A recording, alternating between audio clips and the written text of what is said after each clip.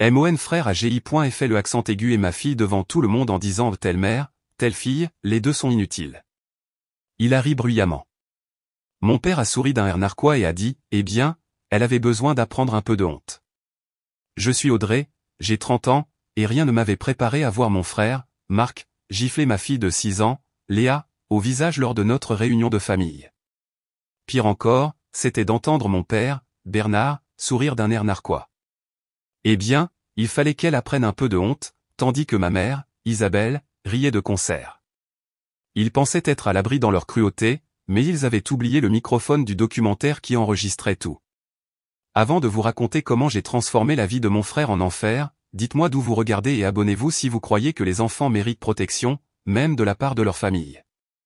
Grandir dans le foyer Bernard signifiait comprendre ma place très tôt. J'étais le bouc émissaire, celle qui ne pouvait jamais rien faire correctement, tandis que mon frère Marc était l'enfant en or qui ne pouvait rien faire de mal. Notre dynamique s'était établie bien avant que j'aie les mots pour la décrire. Mon père Bernard, un avocat d'entreprise prospère, avait des attentes spécifiques pour ses enfants. Marc les satisfaisait parfaitement. Athlétique, doué académiquement et, surtout, prêt à imiter la personnalité agressive de notre père. J'étais plus comme ma mère, Isabelle, en apparence, mais pas en personnalité, alors qu'elle était heureuse de faire respecter les règles de mon père et de maintenir la hiérarchie familiale, je remettais les choses en question, ce qui faisait de moi la fauteur de troubles de la famille. Audrey ne comprend tout simplement pas comment se comporter correctement, disait ma mère à des proches lors de réunions de famille, secouant la tête avec une déception bien rodée. Pas comme notre Marc. À 16 ans, j'avais développé une carapace protectrice. J'avais appris à me rendre invisible à la maison, à baisser la tête et à compter les jours jusqu'à ce que je puisse m'échapper. Lorsque j'ai rencontré Nicolas pendant ma première année d'université, il m'a semblé être mon billet pour la liberté. Il était gentil, attentif et, surtout, il me voyait. Me voyait vraiment, d'une manière que ma famille n'avait jamais fait. Nous nous sommes mariés quand j'avais 20 ans, bien trop jeune, mais désespéré d'avoir une famille à moi. Mes parents ont assisté à notre mariage modeste avec des sourires crispés et des critiques à peine voilées sur tout, de ma robe à nos vœux. Marc, déjà en pleine ascension dans l'échelle de l'entreprise à 22 ans, a apporté un cadeau coûteux et un discours qui semblait de soutien mais était teinté de condescendance. Je n'aurais jamais cru que ma petite sœur trouverait quelqu'un prêt à la prendre en charge, a-t-il plaisanté, provoquant des rires gênés. Bonne chance, Nicolas. Tu en auras besoin. Pendant un certain temps, j'ai cru m'être échappé. Nicolas et moi nous sommes installés dans un petit appartement, et j'ai terminé mes études en communication tout en travaillant à temps partiel. Nous n'étions pas riches, mais nous étions heureux. Lorsque je suis tombé enceinte de Léa à 24 ans, j'ai eu l'impression que tout se mettait enfin en place. Léa est arrivée un mardi matin pluvieux, 3,2 kg de joie pure avec les yeux bleus de son père et mes cheveux foncés. En la tenant dans mes bras, je me suis fait une promesse silencieuse, elle saurait toujours qu'elle était aimée exactement comme elle était. Elle ne remettrait jamais en question sa valeur, comme j'avais été forcé de remettre en question la mienne. Les premières fissures dans mon mariage sont apparues quand Léa avait 3 ans. Nicolas a commencé à travailler tard, devenant distant. J'ai trouvé des messages textes de quelqu'un appelé Camille sur son téléphone. Confronté, il a d'abord nié, puis a admis une liaison de 6 mois avec une collègue. Nous avons essayé le conseil conjugal, mais il n'y mettait pas son cœur. Au moment où Léa a eu 4 ans, nous étions divorcés. Je n'ai pas parlé de l'affaire à ma famille. J'ai simplement dit que nous nous étions éloignés, sachant qu'il tordrait d'une manière ou d'une autre l'infidélité de Nicolas pour en faire mon échec. Ma mère a quand même réussi à faire exactement cela. Les hommes ne quittent pas les foyers heureux, Audrey, a-t-elle dit au téléphone. Que as-tu fait pour le pousser à partir? La maternité monoparentale a entraîné des difficultés financières que je n'avais pas anticipées. Mon travail d'assistante administrative chez Agence Média Stratégie couvrait à peine notre loyer et les frais de garde. De temps en temps, je devais ravaler ma fierté et demander de l'aide à mes parents pour des dépenses imprévues, une réparation de voiture, une facture médicale, des fournitures scolaires pour Léa. Chaque fois, l'argent s'accompagnait d'une leçon sur la responsabilité et les mauvais choix de vie. Pendant ce temps, la vie de Marc semblait parfaite de l'extérieur. Il était devenu le plus jeune vice-président de sa firme financière, Capital Finance. Il avait épousé Nathalie, une pédiatre issue d'une famille aisée, et il vivait dans une immense maison de banlieue. Il n'avait pas d'enfants, se concentrant d'abord sur nos carrières, expliquait Marc. Mais mes parents continuaient de les présenter comme l'exemple de succès auquel je devrais aspirer. Si seulement tu t'étais appliqué comme ton frère, disait mon père chaque fois que je rendais visite, tu aurais pu avoir quelque chose à montrer. Malgré tout, je voulais que Léa connaisse ses grands-parents et son oncle. Les enfants méritent des liens familiaux, pensais-je. Même si je devais servir de tampon entre eux et la toxicité dans laquelle j'avais grandi. Alors, quand la réunion de famille annuelle à la maison du lac de la famille Bernard s'est approchée cet été, j'ai décidé d'y assister pour la première fois en 3 ans. Tu es sûr, a demandé mon amie Sarah quand je lui ai parlé de mes projets. Ces gens ne t'ont jamais soutenu. Ce sont quand même ma famille, ai-je répondu, bien que mon estomac se soit noué à cette pensée, et Léa adore le lac. Je peux supporter un week-end pour elle. Léa était ravie du voyage. À 6 ans, elle était un concentré d'énergie et de curiosité avec une passion pour le chant qui remplissait notre petit appartement à toute heure. Elle avait mon entêtement et une confiance que j'enviais, n'ayant pas peur de prendre de la place d'une manière qui ne m'avait jamais été permise. Oncle Marc sera là? Et grand-mère et grand-père, a-t-elle demandé pendant que nous faisions nos bagages. Et je peux nager dans le lac tous les jours? Oui à tout ça, ai-je promis, ignorant l'appréhension qui montait dans ma poitrine. Et grand-mère a dit que tes cousins venaient aussi.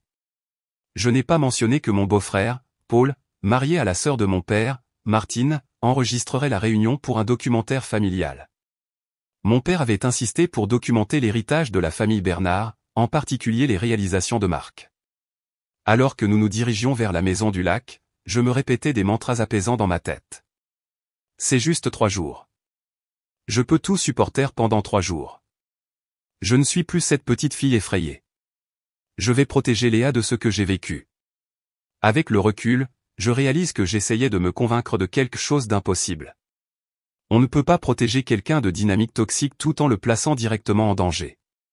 Certaines leçons s'apprennent de la manière la plus difficile possible.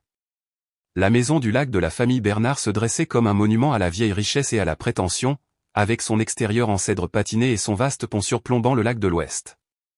Lorsque j'ai garé notre modeste berline dans l'allée circulaire derrière la BMW étincelante de Marc et la Mercedes de mes parents, j'ai ressenti la sensation familière de rétrécissement que j'éprouvais toujours autour de ma famille.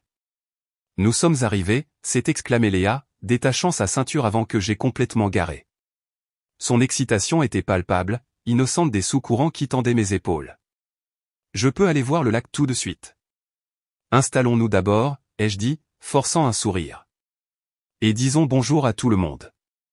La porte d'entrée s'est ouverte alors que nous approchions, révélant ma mère en pantalon de lin pressé et pull en cachemire malgré la chaleur estivale. Ses cheveux méchés étaient parfaitement coiffés, pas une mèche hors de place. Vous voilà, a-t-elle dit, ses yeux me scrutant d'abord d'un air critique avant de se poser sur Léa avec plus de chaleur. Nous commencions à croire que tu avais changé d'avis. Le trafic était dense, ai-je expliqué, acceptant son étreinte raide. C'est bon de te voir, maman. À l'intérieur, le grand salon bourdonnait de parents arrangeant nourriture et boissons. Mon père se tenait près de la cheminée en pierre, plongé dans une conversation avec mon oncle Robert. Il a levé les yeux, hochant la tête en signe d'acquiescement sans interrompre sa discussion sur les options boursières. Marc et Nathalie ont émergé de la cuisine, son bras drapé de manière possessive autour de ses épaules.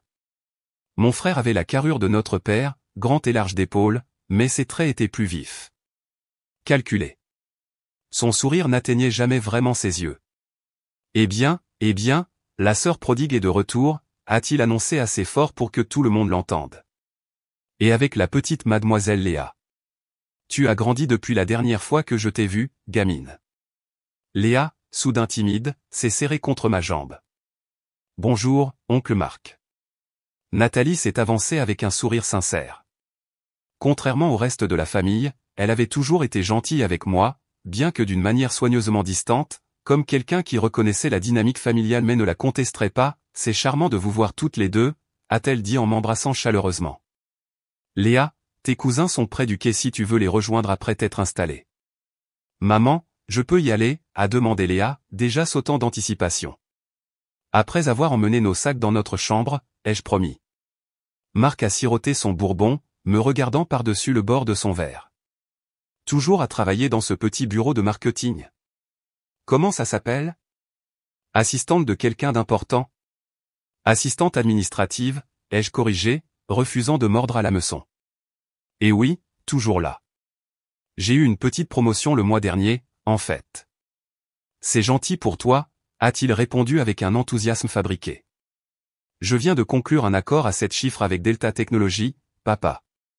Ai-je mentionné le bonus qu'il me donne? Et tout d'un coup, l'attention s'est déplacée alors que mon père tapait sur l'épaule de Marc. C'est mon garçon, toujours visant plus haut. Mon beau-frère, Paul, installait son équipement de caméra près des grandes baies vitrées. Il m'a fait un signe de tête compréhensif en passant. Paul s'était marié dans la famille, mais n'avait jamais pleinement adopté leurs valeurs, ce qui faisait de lui une sorte d'étranger, comme moi. Vous filmez tout le drame familial, ai-je demandé doucement. Ton père veut des interactions familiales authentiques, a-t-il répondu avec un regard significatif. Pour la postérité. J'ai installé les micros sans fil autour des zones principales pour capturer les conversations naturelles aussi. Notre chambre attribuée était la plus petite de la maison, nichée dans le coin le plus éloigné avec vue sur la propriété voisine plutôt que sur le lac. J'ai aidé Léa à défaire ses bagages, écoutant son bavardage sur le fait de voir ses cousins, les nièces et neveux de Marc du côté de la famille de sa femme. Je peux porter mon maillot de bain bleu. Et je peux montrer à tout le monde ma nouvelle chanson? J'ai pratiqué toute la semaine. Mon cœur s'est serré. L'enthousiasme débridé de Léa était exactement ce qui avait été étouffé en moi à son âge. Bien sûr, tu peux chanter, chérie. Rappelle-toi juste que parfois les adultes parlent, alors trouve un bon moment, d'accord? La première soirée s'est déroulée avec le sous-courant attendu de compétition et de comparaison. Mon père a dominé la conversation du dîner avec des questions sur les dernières réalisations de Marc, tandis que ma mère commentait tout, de mes cheveux, tu ne penses pas qu'il est temps pour une coupe plus professionnelle, à mon éducation, Léa semble très énergique. Tu ne penses pas qu'une certaine structure lui ferait du bien. J'ai remarqué comment les cousins de Léa, âgés de 7 à 12 ans, reflétaient déjà la hiérarchie familiale. Ils corrigeaient sa prononciation, levaient les yeux au ciel quand elle parlait trop fort et l'excluaient de leur jeu avec une politesse rodée que les adultes ne remarqueraient peut-être pas, mais que les enfants sentent certainement. Après le dîner, alors que j'aidais à faire la vaisselle, ma tante Martine s'est approchée de moi. Audrey, Marc a mentionné que tu as eu des difficultés depuis le divorce. Nous avons un poste qui s'ouvre au courrier de notre entreprise si tu es intéressé. J'apprécie, ai-je dit prudemment. Mais je suis en fait en lice pour une autre promotion chez Agence Média Stratégie. Je dirige maintenant une petite équipe de projet. Elle m'a tapoté le bras avec incrédulité. Eh bien, l'offre tient toujours. Parfois, nous devons être réalistes quant à nos capacités. Plus tard, alors que je couchais Léa, je l'ai trouvée exceptionnellement silencieuse. Tout va bien, ma chérie? Elle traçait des motifs sur la courte pointe. Cousine Claire a dit que mon chant était ennuyeux. Et oncle Marc m'a dit que les filles ne devraient pas être si bruyantes si elles voulaient que les gens les aiment. J'ai ravalé, reconnaissant les schémas familiers se répétant dans une nouvelle génération. Léa, écoute-moi. Ta voix est belle, et tu as tout à fait le droit d'être entendue. Certaines personnes ne savent tout simplement pas apprécier l'enthousiasme. Papy a dit que tu étais trop bruyante quand tu étais petite, aussi. Et c'est pour ça que tu avais toujours des ennuis. Je me suis forcé à respirer à travers la colère. Eh bien, parfois les adultes se trompent, même les grands-parents. Surtout les parents de ta maman. Elle a ri à cela, et j'ai embrassé son front. Demain sera mieux. Nous irons nager et nous amuser, juste nous deux. Mais alors que je restais éveillé dans le lit inconnu, écoutant les rires étouffés de mes parents et de mon frère qui buvait encore en bas, je ne pouvais pas me débarrasser du sentiment d'avoir fait une terrible erreur en amenant Léa ici. Certains environnements sont toxiques, peu importe le temps qui a passé, et la maison du lac de la famille Bernard s'avérait être exactement cela. Le matin est arrivé avec un soleil brillant filtrant à travers les rideaux fins de notre chambre. Léa s'est réveillée avec son enthousiasme habituel, les blessures de la veille apparemment oubliées dans la promesse de nager dans le lac et de gaufres au petit déjeuner. Maman, réveille-toi. Oncle Paul a dit qu'il préparait un petit déjeuner spécial dans la grande pièce. Elle sautait sur le bord de mon lit, déjà habillée de sa robe d'été bleue préférée avec des papillons jaunes. J'ai regardé mon téléphone. 8h17, j'avais espéré dormir plus longtemps après une nuit agitée. Mais l'excitation de Léa était contagieuse. D'accord, je suis debout. Laisse-moi m'habiller et nous descendrons ensemble. La grande pièce, c'est ce que mes parents appelaient prétentieusement le grand hall. Un espace caverneux avec des plafonds voûtés et un mur de fenêtres donnant sur le lac. Il servait à la fois de salle à manger et de lieu de rassemblement, avec une excellente acoustique qui amplifiait chaque son. Lorsque Léa et moi sommes arrivés, la plupart des membres de la famille étaient déjà réunis. Mon père présidait à la tête de la massive table en chêne, journal en main. Ma mère supervisait le personnel de restauration qu'ils avaient engagé pour le week-end. Dieu nous garde qu'elles doivent réellement cuisiner pour sa famille. Marc et Nathalie étaient assis avec mon père, engagés dans ce qui semblait être une conversation sérieuse sur les investissements immobiliers. « Bonjour », ai-je dit à la pièce en général, recevant des hochements de tête distraits en retour. « Audrey, le café est sur le buffet », a dit ma mère. « Léa, les enfants mangent à la petite table près de la fenêtre. » J'ai remarqué Paul ajuster discrètement les microphones autour de la pièce, se préparant pour une autre journée de tournage du documentaire. Il m'a fait un petit signe de la main alors que je me servais du café.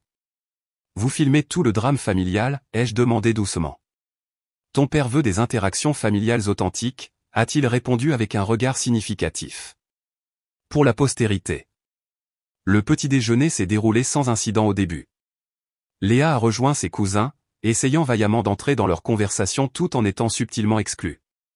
Je me suis assise avec ma tante Martine et son mari, bavardant poliment sur la météo et les valeurs immobilières locales. Environ 30 minutes après le début du petit déjeuner, les enfants ont fini de manger et se sont dirigés vers l'aire de jeu à l'extrémité du grand hall. Les adultes sont restés à table, la conversation devenant plus bruyante à mesure que les mimosas étaient resservis. Je gardais un œil sur Léa, qui s'était mise à chanter doucement pour elle-même en coloriant dans un livre que j'avais apporté. Peu à peu, son chant est devenu plus assuré. C'était une chanson de son dessin animé préféré, quelque chose sur l'amitié et les aventures. Sa voix douce portait dans la pièce conçue acoustiquement, s'élevant occasionnellement au-dessus de la conversation des adultes. J'ai remarqué la mâchoire de Marc se crisper chaque fois que Léa atteignait une note aiguë.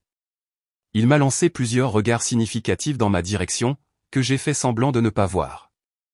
Mes nièces et neveux avaient abandonné Léa pour jouer à un jeu de société, l'excluant avec une désinvolture rodée. « Audrey » a appelé ma mère de l'autre bout de la table. « Tu ne trouves pas que Léa est un peu perturbatrice ?» Avant que je puisse répondre, la voix de Léa a monté en flèche dans le refrain de sa chanson, complètement inconsciente de la tension que son joyeux bruit créait. « Pour l'amour de Dieu » a marmonné Marc assez fort pour que les conversations proches s'arrêtent. « Can't you control your child for 5 minutes ?» J'ai commencé à me lever, ayant l'intention de demander doucement à Léa de baisser le volume, quand tout s'est passé en même temps. Marc a repoussé brusquement sa chaise de la table, celle-ci raclant bruyamment sur le parquet. Il a marché vers l'aire de jeu pour enfants avec détermination. J'ai bougé pour l'intercepter, mais ma tante m'a posé une question qui m'a retardé juste quelques secondes. Quelques secondes qui ont tout changé. Marc a atteint Léa, qui a levé les yeux vers son oncle avec un sourire innocent qui s'est rapidement transformé en choc alors que sa main a frappé sa joue dans une gifle qui a résonné dans la pièce soudain silencieuse. Le temps a semblé s'arrêter. Le petit corps de Léa a basculé en arrière sous la force. Son livre de coloriage est tombé par terre. L'empreinte rouge de la main de Marc a fleuri instantanément sur sa joue pâle. Telle mère, telle fille. Les deux sont inutiles, a dit Marc d'une voix forte, regardant autour de la pièce comme s'il attendait l'approbation. Ne peuvent même pas se comporter correctement en public. La voix de mon père a coupé ma paralysie stupéfaite. Eh bien, il fallait qu'elle apprenne un peu de honte, a-t-il dit avec un sourire narquois. Les filles de nos jours n'apprennent pas les bonnes manières. Le rire tintinabulant de ma mère a suivi. Audrey n'a jamais compris la valeur d'une présence discrète. Je me suis enfin dégelé, me précipitant vers Léa, qui avait commencé à sangloter, son petit corps tremblant sous le choc, la douleur et l'humiliation. Alors que je la serrais dans mes bras, l'énormité de ce qui venait de se passer m'a submergé. « Qu'est-ce qui ne va pas chez toi ?» ai-je sifflé à Marc, qui se tenait là, les bras croisés, regardant. Elle a 6 ans. Elle est assez grande pour apprendre que le monde ne tourne pas autour de son bruit, a-t-il répondu froidement. Peut-être que si quelqu'un t'avait appris cette leçon, tu ne serais pas une secrétaire divorcée élevant une gamine seule. Assistante administrative, ai-je corrigé automatiquement, ma voix tremblant de rage et de choc. Et ce n'est pas une gamine. C'est une enfant qui chante. Mon père a plié son journal précisément. Audrey, tu réagis de manière excessive, comme d'habitude. Un peu de discipline n'a jamais fait de mal à personne. Regarde comme Marc a bien réussi par rapport à la façon dont tu as couvé cette fille. La pièce s'était divisée en camps distincts, ceux qui étaient ouvertement d'accord avec Marc, ceux qui étaient mal à l'aise mais silencieux, et Paul, que j'ai soudainement remarqué, se tenait très immobile près de son équipement, le visage pâle. Le microphone. Les microphones du documentaire étaient allumés, enregistrant tout. À travers ma fureur et les larmes de ma fille, j'ai réalisé que nous avions une preuve irréfutable de ce qui venait de se passer. Marc a dû le réaliser aussi, car ses yeux ont furtivement regardé vers Paul et l'équipement d'enregistrement. Vous savez quoi, ai-je dit, me levant avec Léa dans les bras, son visage enfoui contre mon épaule. Nous avons terminé ici. Personne ne touche à ma fille. Personne. Oh, arrête tes drames, a dit ma mère d'un ton dédaigneux. C'était à peine un effleurement. Tu te ridiculises. Je me ridiculise? J'ai ri, incrédule. Mon frère vient d'agresser une enfant de 6 ans pour avoir chanté, et c'est moi la ridicule? Marc s'est avancé vers moi, menaçant. Surveille ta bouche, Audrey. C'était de la discipline, pas une agression. Quelque chose dont tu ne sais clairement rien. J'ai reculé, serrant Léa plus fort. Restez loin de nous. Nous partons. Tu t'enfuis encore, a appelé Marc après moi alors que je me dirigeais vers les escaliers. C'est tout ce que tu as toujours su faire. Je n'ai pas répondu, me concentrant plutôt sur le fait d'emmener Léa en sécurité. En arrivant dans notre chambre, j'ai pu entendre le murmure de la conversation reprendre en bas, ma famille passant déjà à ce qu'ils considéraient comme un incident mineur plutôt que l'acte impardonnable qu'il était. Ce qu'ils ne savaient pas, c'est que tout avait changé. Les règles d'engagement avaient été modifiées de manière permanente. Mon frère avait franchi une ligne qui ne pourrait jamais être effacée.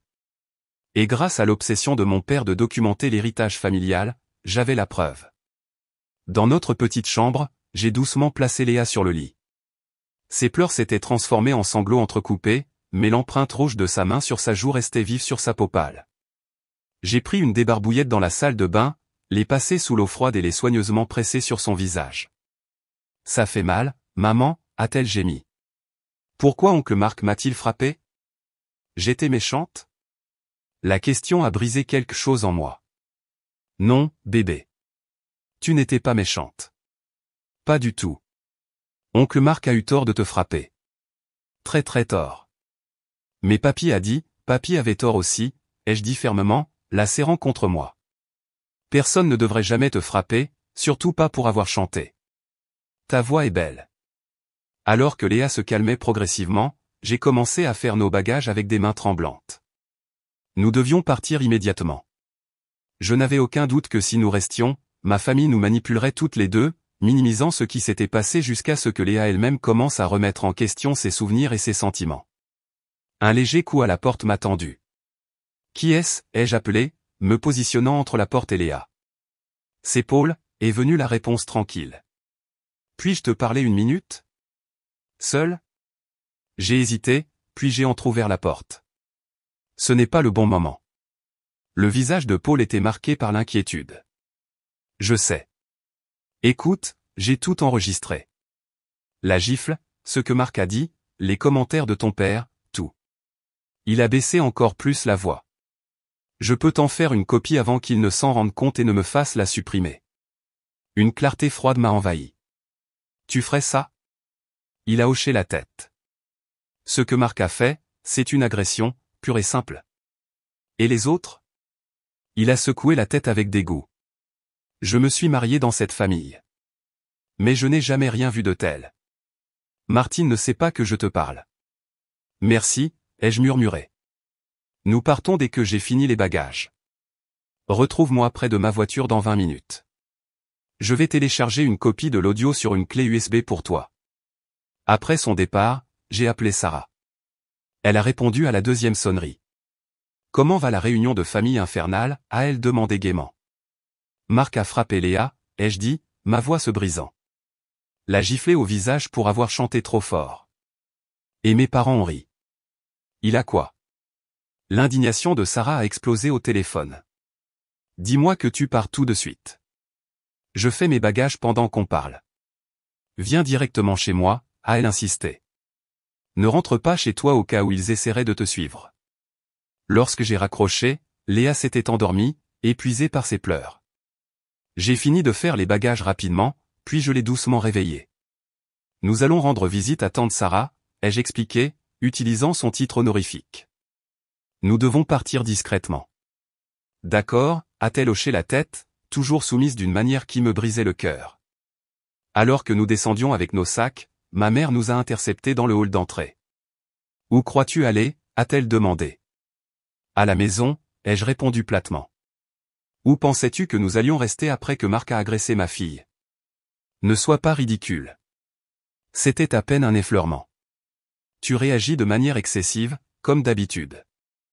Un effleurement ne laisse pas d'empreinte de main, ai-je dit, me décalant pour qu'elle puisse voir le visage de Léa où la marque était toujours visible malgré la compresse froide.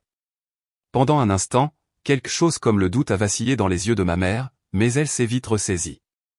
Les enfants se font des bleus facilement. Tu fais une scène pour rien. Rien. J'ai ri amèrement. Ce serait rien si quelqu'un te giflait pour avoir parlé pendant le petit déjeuner? Ou si je giflais Marc pour être condescendant? C'est différent, a-t-elle insisté. Les adultes n'ont pas besoin de discipline. Les enfants non plus, ai-je rétorqué. Ils ont besoin de conseils et de respect, pas de violence. Mon père est apparu derrière elle. Audrey, tu es hystérique. Assieds-toi. Prends un verre. Et nous pourrons discuter de cela rationnellement. Il n'y a rien à discuter, ai-je dit, me dirigeant vers la porte. Nous partons. Si tu franchis cette porte, a averti mon père, ne t'attends plus à aucune aide financière. Plus question de te tirer d'affaire quand tu ne peux pas payer le loyer. La menace a plané dans l'air, destinée à me rappeler ma situation financière précaire et ma dépendance à leur aide occasionnelle. Par le passé, cela aurait pu fonctionner. Pas aujourd'hui. Gardez votre argent, ai-je dit calmement. Ça ne vaut pas ça. Alors que je guidais Léa vers la porte, Marc est apparu du salon, un verre de whisky à la main, malgré l'heure matinale. Tu t'enfuis comme d'habitude, petite sœur? Tu ne peux pas faire face aux conséquences de ta mauvaise éducation.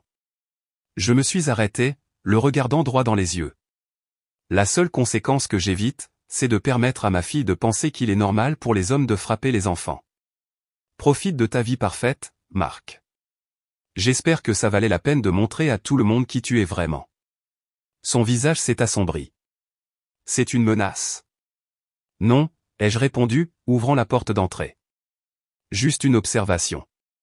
Comme promis, Paul attendait à côté de sa voiture dans l'allée latérale, partiellement cachée de la maison par un bosquet de pins.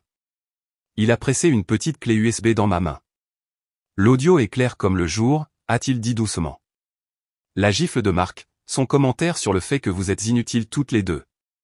Ton père disant qu'elle avait besoin d'apprendre la honte. Le rire de ta mère. Tout est là.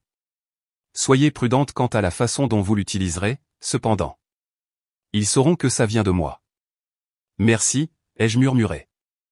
Je ne vous impliquerai pas à moins d'y être absolument forcé. Le trajet jusqu'à l'appartement de Sarah a été silencieux, Léa somnolent dans son siège rehausseur pendant que je traitais ce qui s'était passé et ce que je devais faire ensuite. Au moment où nous sommes arrivés, un plan se formait dans mon esprit.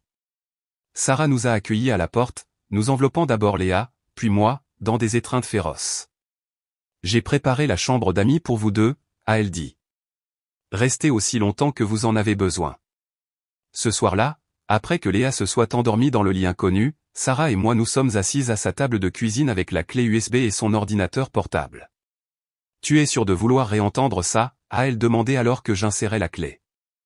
J'ai besoin de savoir exactement ce qui a été dit, ai-je répondu.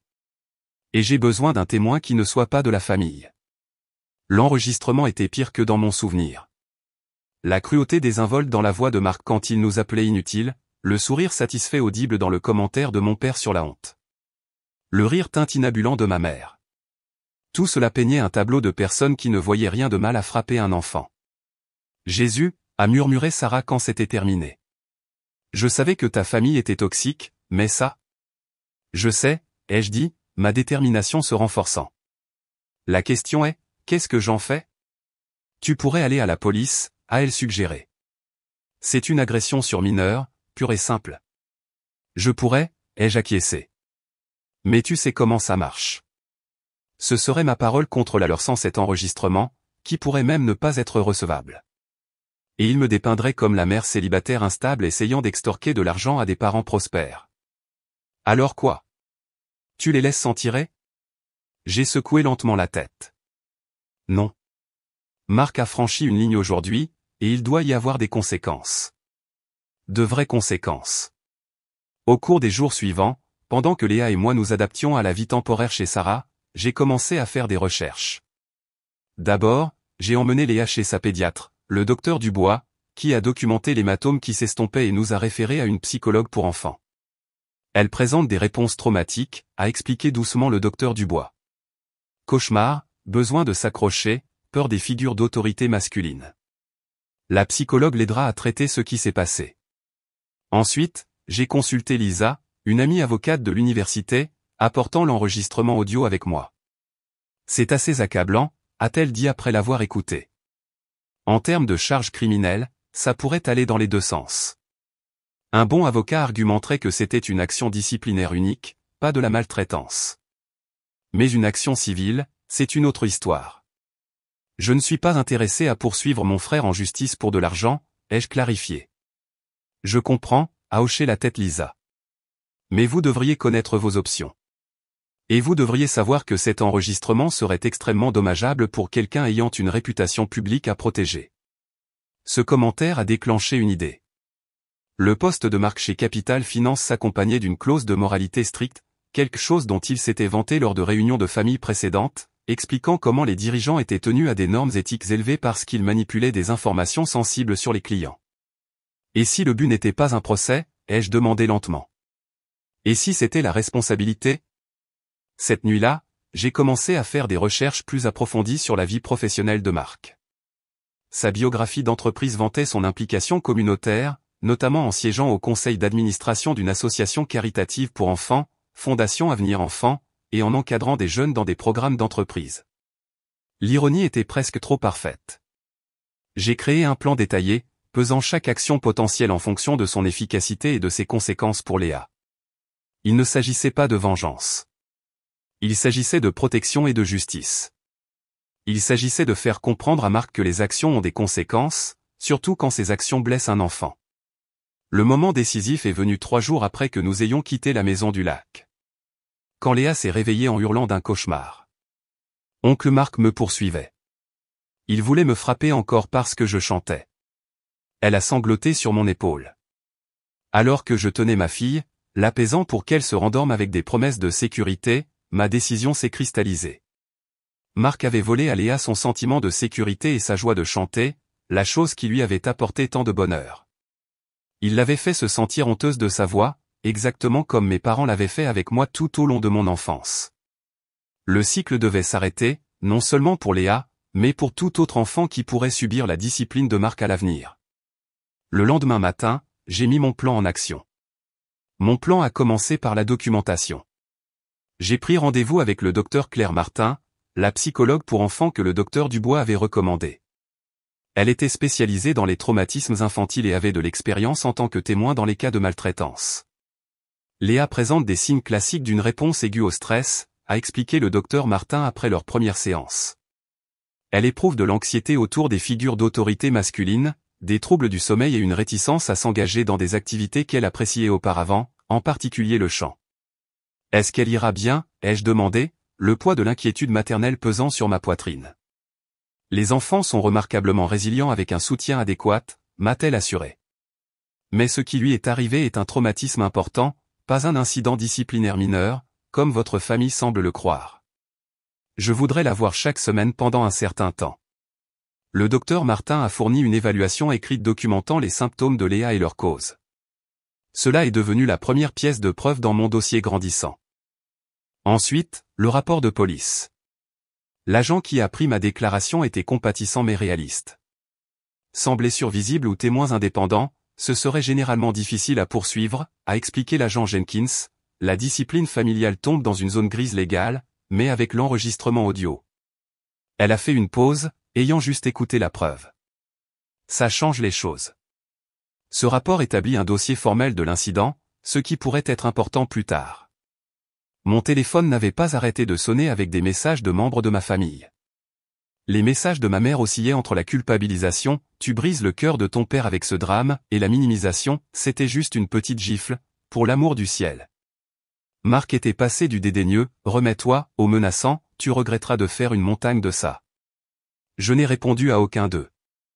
Au lieu de cela, j'ai créé une version soigneusement éditée de l'enregistrement audio, non pas manipulée, mais coupée pour inclure seulement les moments critiques, la gifle de Marc, le son était indubitable, son commentaire, inutile, la déclaration de mon père sur le fait que Léa avait besoin d'apprendre la honte et le rire de ma mère. Je n'ai ajouté aucun commentaire, laissant leurs actions et leurs mots parler d'eux-mêmes. Puis j'ai pris une profonde inspiration et j'ai envoyé ce clip édité, accompagné d'un récit factuel et sans émotion de ce qui s'était passé, à 3 destinataires stratégiques. Premièrement, au conseil d'administration de Capital Finance, où Marc occupait le poste de vice-président. Deuxièmement, à la direction de la Fondation Avenir Enfant, où Marc siégeait au conseil d'administration. Troisièmement, aux organisateurs des cercles d'affaires de la Rive Ouest, où Marc travaillait régulièrement avec des lycéens. Chaque message était professionnel et mesuré, expliquant que je me sentais éthiquement obligé de partager cette information compte tenu des postes d'influence de Marc auprès des enfants et dans la communauté.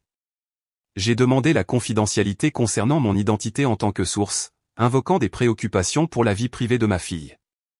Tu es sûr, a demandé Sarah alors que je planais au-dessus du bouton d'envoi sur le dernier email.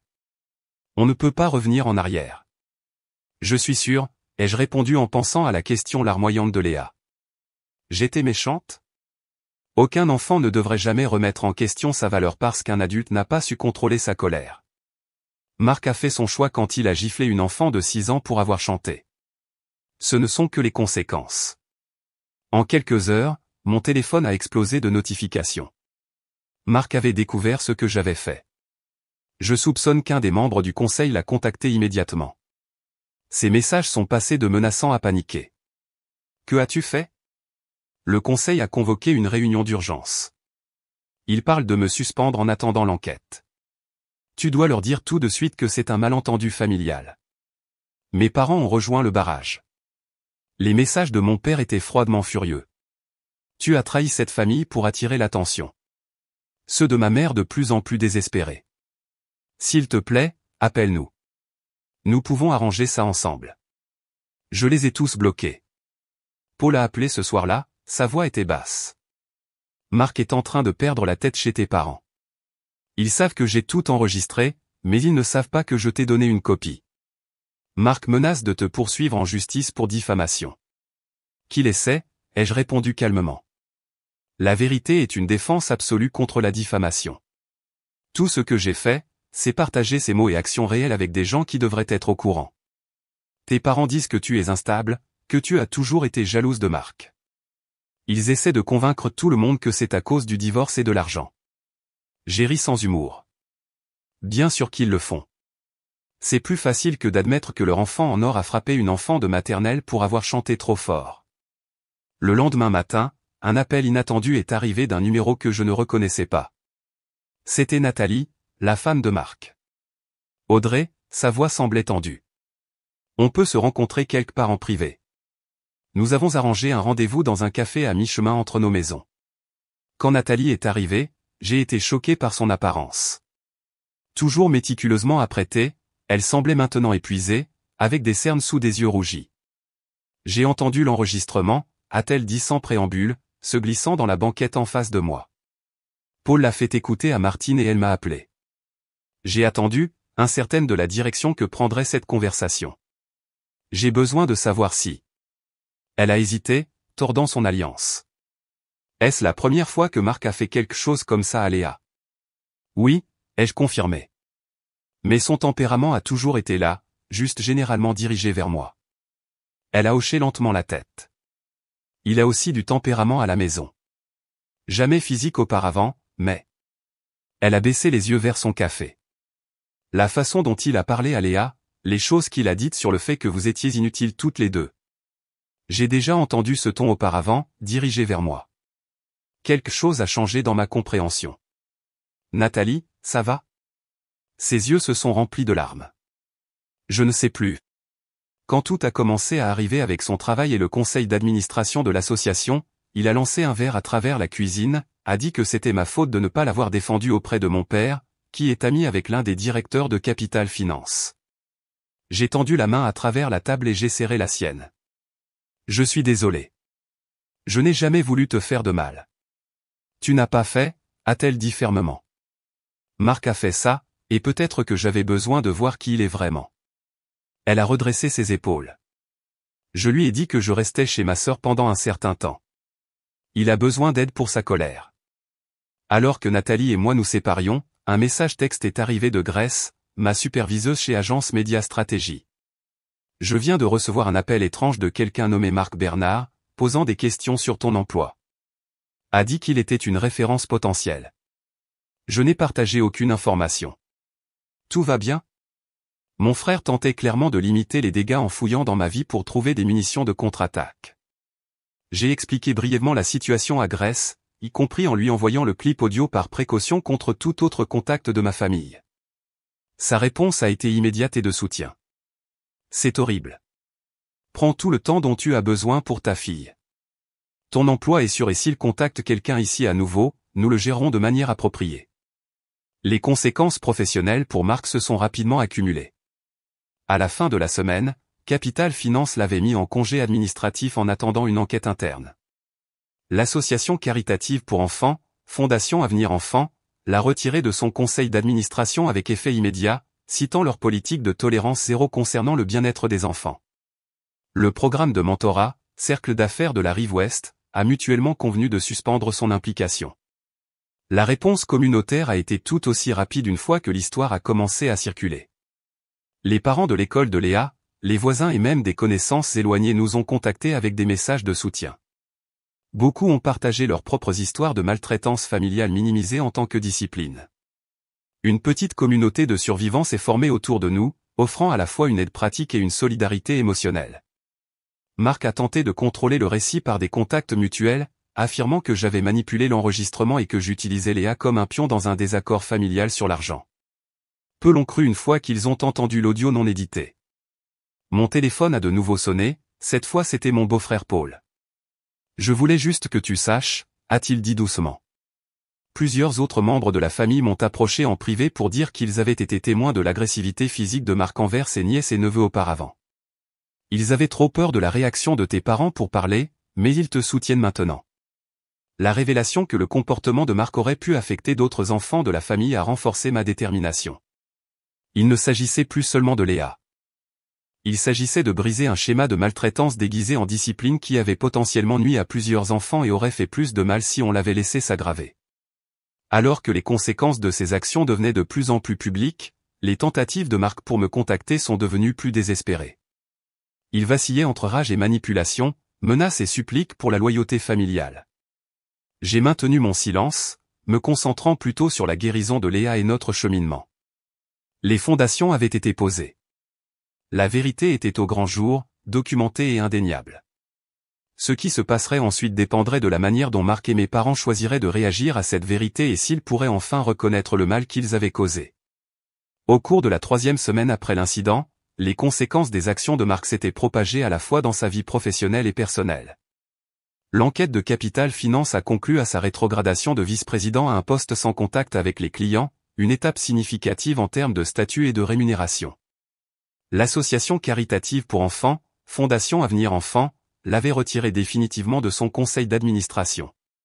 Le plus douloureux pour son ego, l'histoire avait circulé dans son cercle social prestigieux, entraînant des questions embarrassantes et des invitations à dîner annulées. J'ai appris la plupart de cela par Paul, qui était devenu un allié inattendu. Tes parents sont en mode de limitation des dégâts, a-t-il rapporté lors d'un de nos appels. Ils disent à tout le monde que tu as toujours été instable et jalouse du succès de Marc. Ce n'est pas surprenant, ai-je répondu, ayant anticipé cette réaction. Ils utilisent ce discours toute ma vie. Ce que je n'avais pas anticipé, c'est la division familiale qui a émergé.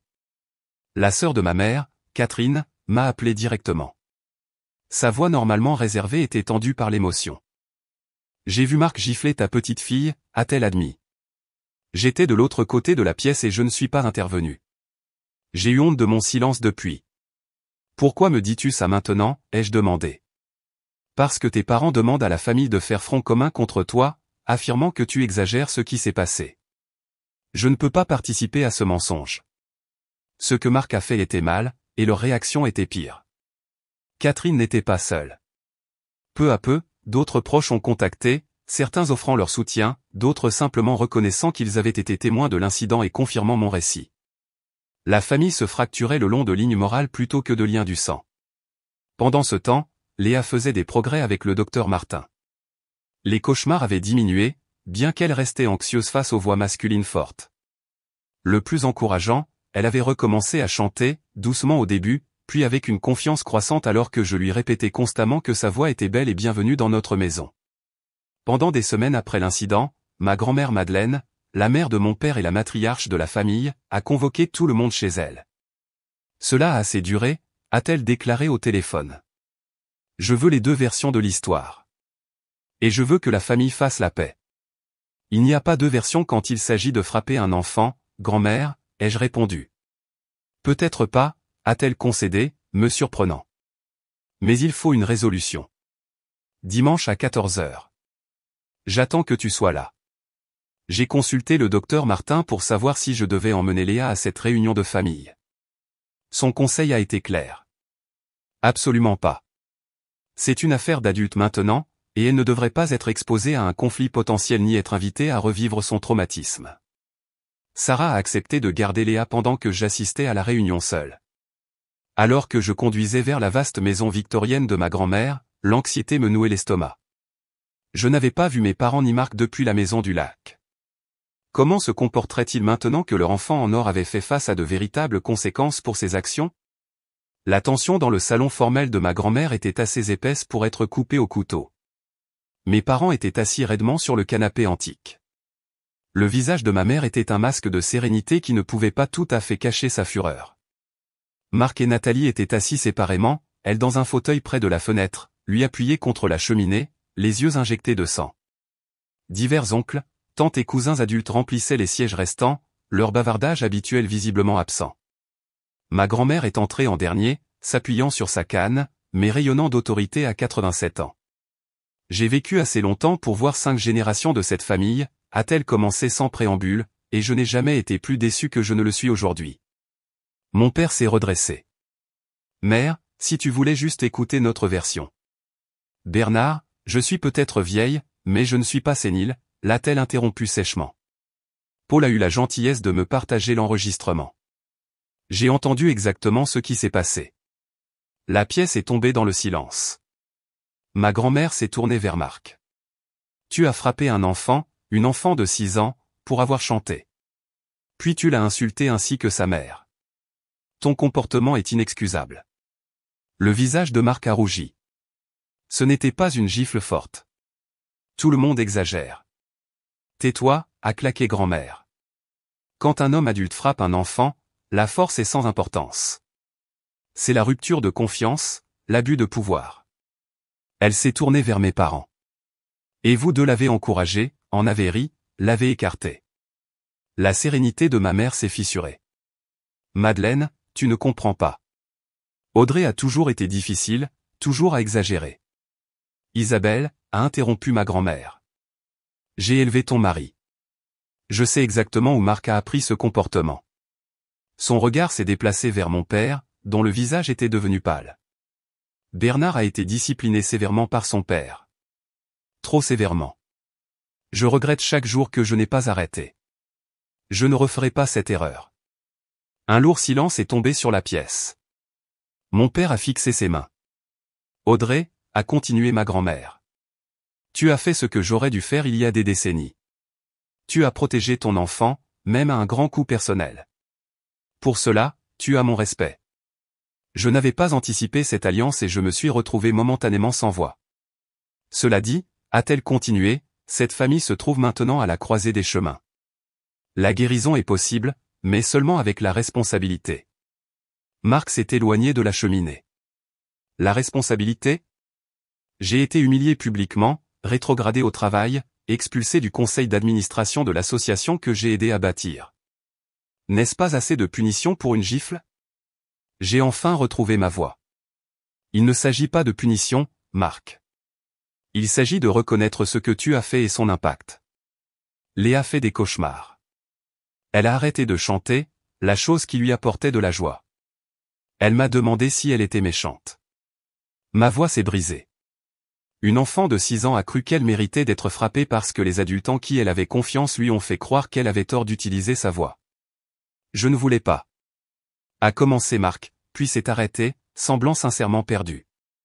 C'est ça, ai-je continué. Tu ne voulais pas la traumatiser. Tu voulais juste la contrôler, la rendre petite et silencieuse. La façon dont cette famille a toujours essayé de me contrôler et de me diminuer. Mais les intentions n'effacent pas l'impact. Mon père s'est levé brusquement. C'est ridicule. Nous avons toléré ce drame assez longtemps. Marc a fait une erreur, oui, mais Audrey a délibérément détruit sa réputation par dépit. Non, Bernard, a dit ma grand-mère fermement. Audrey a montré aux gens qui Marc est vraiment. Il a détruit sa propre réputation par ses actions. Je n'arrive pas à croire que tu prends son parti, s'est exclamée ma mère. Je prends le parti de cet enfant, a répliqué grand-mère, comme vous devriez tous le faire. La confrontation s'est intensifiée à partir de là. Des années de ressentiment et de dysfonctionnement se sont déversées alors que les membres de la famille ont enfin dit leur vérité. Tante Catherine a décrit avoir été témoin de la discipline sévère de mon père envers moi enfant, tandis que Marc ne recevait que des conseils doux. Cousine Claire a révélé que Marc avait une fois tordu le bras de son fils lors d'une réunion précédente pour lui avoir répondu. Oncle Robert a admis qu'il avait vu Marc bousculer un associé en affaires lors d'une partie de golf, mais n'avait rien dit car, c'est juste comme ça que les hommes règlent les désaccords. Un schéma a émergé, celui de l'agression incontrôlée de Marc et de l'incapacité constante de mes parents à la contrecarrer.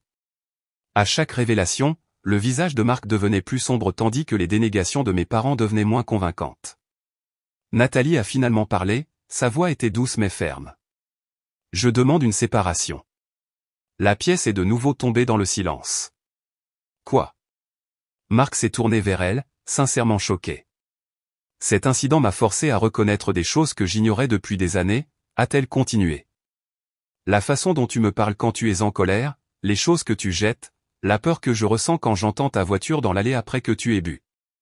Je ne t'ai jamais frappé, a protesté Marc.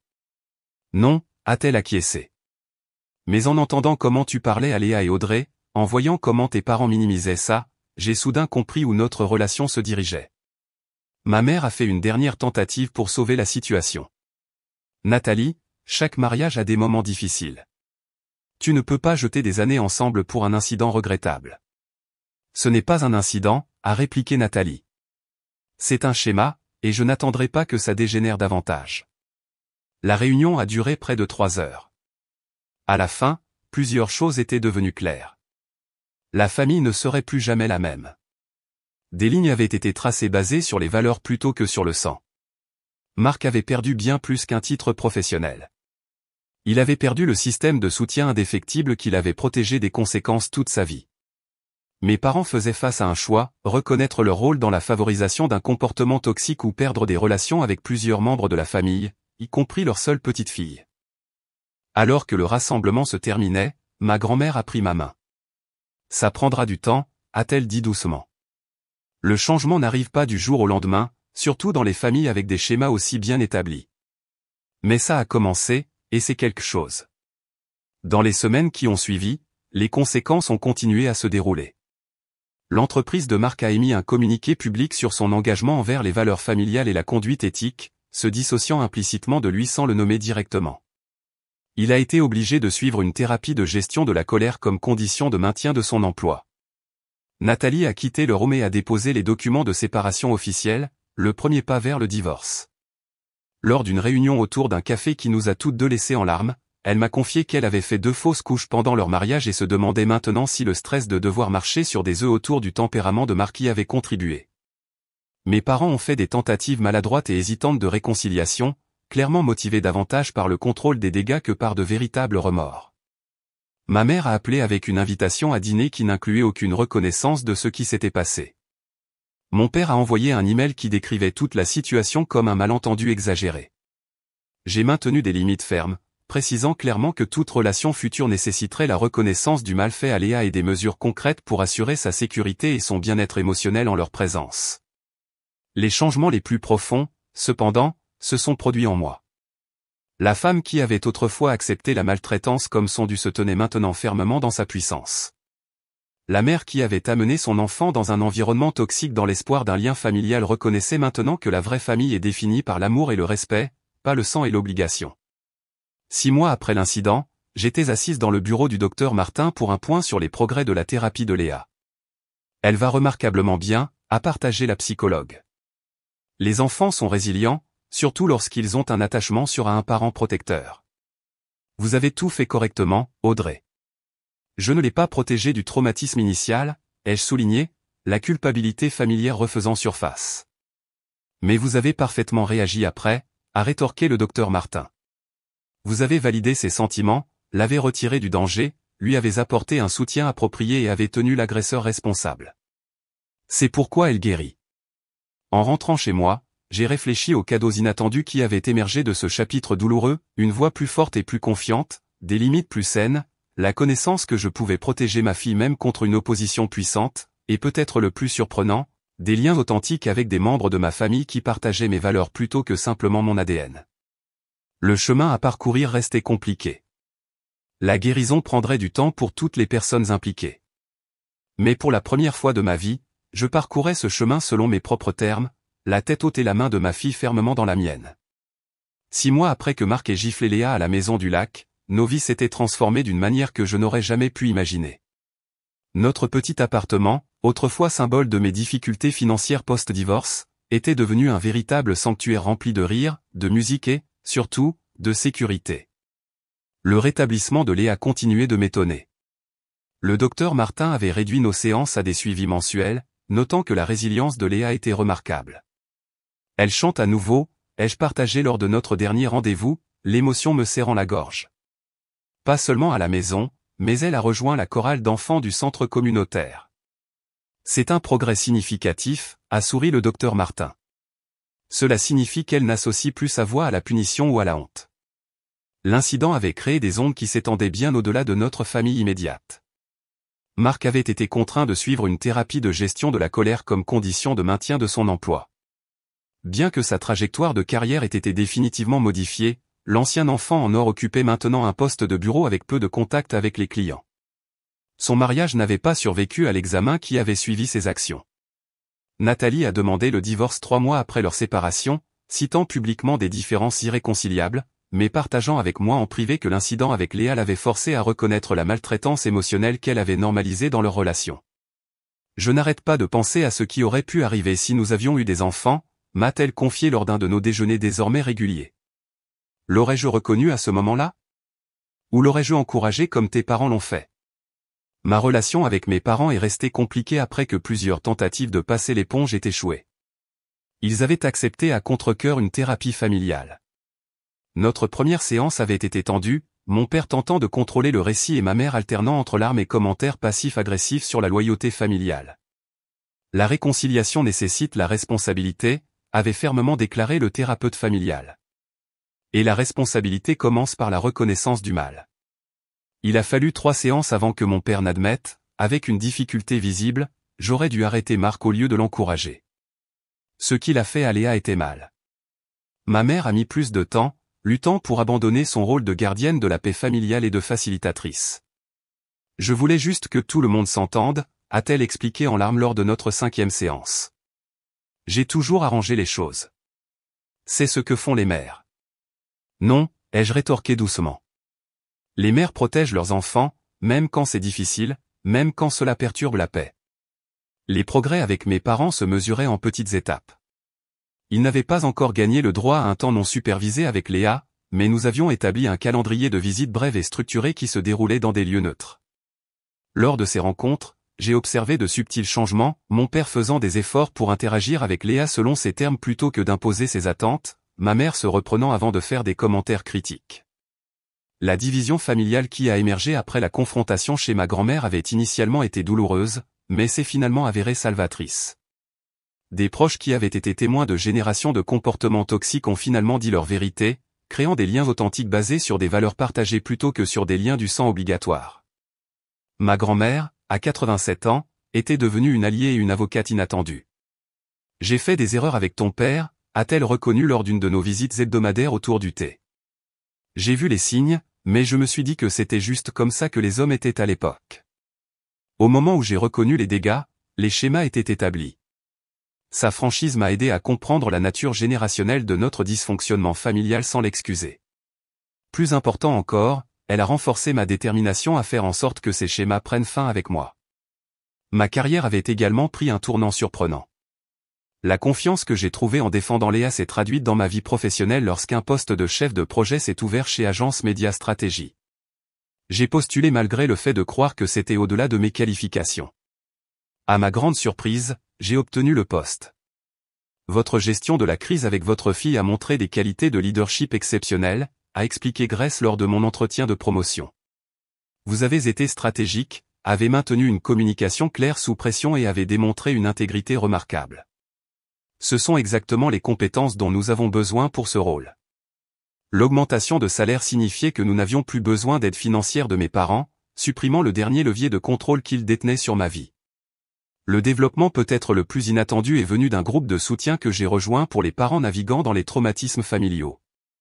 Partager mon expérience a amené d'autres à révéler des histoires similaires, créant une communauté de soutien mutuel et de compréhension.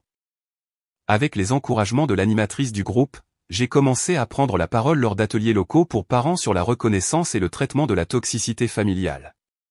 Votre histoire résonne car elle porte sur plus qu'un seul incident, a expliqué l'animatrice. Elle porte sur la rupture de schéma générationnel et le choix du bien-être de votre enfant par rapport aux attentes familiales. C'est quelque chose avec lequel beaucoup de gens luttent. Un matin d'automne frais, exactement 7 mois après l'incident de la Maison du Lac, nous avons organisé un petit rassemblement dans notre appartement, ce que Léa appelait notre célébration de famille choisie.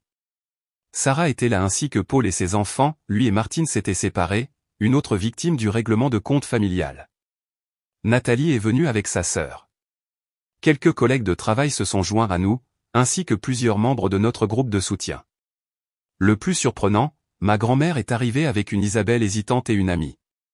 Ma mère avait demandé à venir, sa première démarche indépendante depuis que tout était arrivé. Pendant que tout le monde bavardait dans notre modeste salon, Léa m'a tiré par la manche. « Maman, je peux chanter la chanson maintenant » a-t-elle chuchoté. « Tu es sûre de vouloir » ai-je demandé, sachant ce que cela signifiait pour elle. Elle a hoché la tête avec détermination. J'ai pratiqué avec Madame Duval à la chorale. J'ai demandé l'attention de tout le monde alors que Léa prenait sa position près de la fenêtre, la lumière du soleil illuminant son visage. La pièce est tombée dans le silence alors qu'elle commençait à chanter. Pas la chanson thème du dessin animé qui avait déclenché la violence de Marc, mais une simple ballade pour enfants sur le courage et la recherche de sa voix. Sa voix claire et douce a rempli notre âme sans excuse ni peur. En la regardant se tenir droite, les yeux brillants de confiance, j'ai senti des larmes monter aux yeux. C'était la véritable mesure de notre guérison, non seulement survivre au traumatisme, mais retrouver la joie de l'autre côté. Quand elle a fini, la pièce a éclaté en applaudissements. Ma mère s'est essuyé les yeux avec un mouchoir. Elle a une belle voix, a-t-elle dit doucement. J'aurais dû dire quelque chose ce jour-là. Oui, tu aurais dû, ai-je acquiescé. Mais ce qui importe maintenant, c'est ce que nous disons et faisons tous à l'avenir. Ce soir-là, après le départ de nos invités et que Léa a été couchée, je me suis assise sur notre petit balcon, regardant le coucher du soleil. Les 7 derniers mois avaient été les plus difficiles et les plus transformateurs de ma vie. J'avais perdu certains liens familiaux, mais j'en avais gagné d'authentiques. J'avais fait face à l'incertitude financière, mais j'avais trouvé une croissance professionnelle. Plus important encore, j'avais montré à Léa qu'elle valait la peine d'être protégée à tout prix. Le chemin n'était pas terminé. Il y aurait d'autres conversations difficiles, d'autres limites à établir et à maintenir, plus de travail à faire en thérapie pour nous deux. Mais pour la première fois de ma vie, j'affrontais l'avenir sans l'ombre de la toxicité familiale assombrissant mon chemin. La gifle de Marc avait eu pour but de faire taire une enfant. Au lieu de cela, elle avait donné voix à des générations de vérités supprimées. En essayant de rendre Léa petite, il m'avait involontairement aidé à découvrir à quel point je pouvais être forte. En tant que mère, nous ne pouvons pas toujours empêcher nos enfants de ressentir de la douleur, mais nous pouvons leur montrer comment y réagir avec dignité et courage. Nous pouvons démontrer que la vraie force ne réside pas dans la domination des autres, mais dans le fait de se tenir fermement dans sa propre vérité, même lorsque l'on se tient seul. Mon frère a giflé ma fille pour être trop bruyante. Mes parents ont ri. Et dans ce terrible moment, ils m'ont enseigné la leçon la plus précieuse de ma vie, que certains liens familiaux ont besoin d'être coupés pour que la guérison commence, tandis que d'autres peuvent être retissés en quelque chose de plus fort et de plus beau qu'auparavant. Avez-vous déjà dû choisir entre les attentes familiales et la protection de quelqu'un de vulnérable? Qu'auriez-vous fait dans ma situation? Partagez vos réflexions dans les commentaires ci-dessous. Et si cette histoire a résonné en vous, veuillez aimer et vous abonner pour plus d'histoires sur la recherche de force dans des circonstances difficiles. Rappelez-vous que vous méritez d'être entendu, de prendre de la place et d'utiliser votre voix sans honte, tout comme Léa a finalement appris à le faire. Merci d'avoir écouté notre parcours.